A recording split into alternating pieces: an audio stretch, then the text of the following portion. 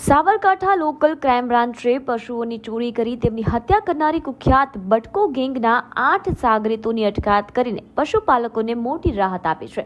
સામાન્ય રીતે પશુપાલકો માટે રોજગારીનો મુખ્ય સથવારો ગણાતા પશુઓની ચોરી કરીને આ ગેંગ તેમનું મારણ કરતી હોવાનો ચોંકાવનારો ખુલાસો પોલીસ તપાસમાં થયો છે। સાબરકાંઠા એસપી ડોક્ટર પાર્થરાજસિંહ ગોહિલના જણાવ્યા અનુસાર પકડાયેલા આરોપીઓ વિરુદ્ધ અત્યાર સુધી ખેડા, અરવલ્લી, અમદાવાદ સહિત અન્ય જિલ્લાઓમાં પશુ ચોરી અને ક્રૂરતાના 11 જેટલા ગુનાઓ નોંધાઈ ચૂક્યા છે। હાલ પોલીસ આ ટોળકી વિરુદ્ધ વિવિધ કલમો હેઠળ ગુનો નોંધીને આ રેકેટમાં સંડોવાયેલા અન્ય ફરાર આરોપીઓની શોધખોળ માટે ચક્રો ગતિમાન કર્યા છે।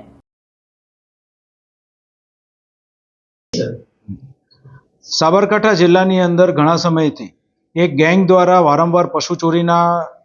ગુનાઓને અંજામ આપવામાં આવતો હતો અને આ બાબતે સાબરકાંઠા જિલ્લાની એલસીબી, એસઓજી અને લોકલ પોલીસ સ્ટેશન દ્વારા તપાસ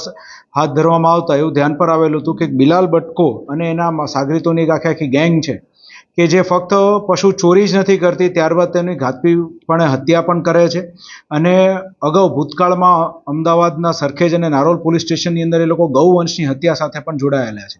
આને ધ્યાનમાં રાખીને તે લોકો જે આખી ગેંગ છે તે લોકો વિરુદ્ધ કાયદેસરની કાર્યવાહી હાથ ધરવામાં આવી હતી અને એ લોકોનો ગુનાહિત ઇતિહાસ ચકાસતા જીસી ટોક કરવા માટે થઈને પૂરતા આપણી પાસે કારણો હોય સાબરકાંઠા એલસીબી દ્વારા જીસી ટોકની દરખાસ્ત તૈયાર કરવામાં આવી અને range IG Virendra Yadav sir દ્વારા તેને મંજૂરી આપવામાં આવતા સાબરકાંઠા એલસીબી દ્વારા તલોદ પોલીસ સ્ટેશન ખાતે જીસી ટોકનો ગુનો નોંધવામાં આવ્યો છે અને તેની અંદર ટોટલ 8 લોકો જે બિલાલ બટકો ગેંગ જે છે એની સાથે જોડાયેલા છે તેમાંથી 7 લોકોને ડિટેન કરી તે લોકો વિરુદ્ધ કાયદેસરની કાર્યવાહી હાથ ધરવામાં આવી છે। આ ગુનાની તપાસ જે છે એ સાબરકાંઠા જિલ્લાના હિંમતનગર ડિવિઝનના ડીવાયએસપી AK પટેલ દ્વારા હાથ ધરવામાં આવનાર છે।